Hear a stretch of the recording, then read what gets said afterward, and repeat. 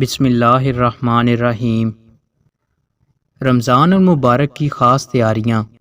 اپنے کمرے کو صاف ستھرا کر لیں۔ اپنے کمرے یا گھر میں ایک چھوٹا سا کونا عبادت کے لیے مختص کر لیں اور جائے نماز اور قرآن مجید و دینی کتب اس کونے میں سلیقے کے ساتھ باادب انداز میں رکھ دیں۔ ایک ڈبہ بنا لیں، اس کا نام رمضان سیونگ رکھیں اور روزانہ صدقہ خیرات اس میں ڈالتے جائیں اور ان پیسوں کو نیکی کے کاموں میں صرف کریں۔ کوشش کر کے کسی مفلس خاندان کو افطاری میں ضرور شریک کریں۔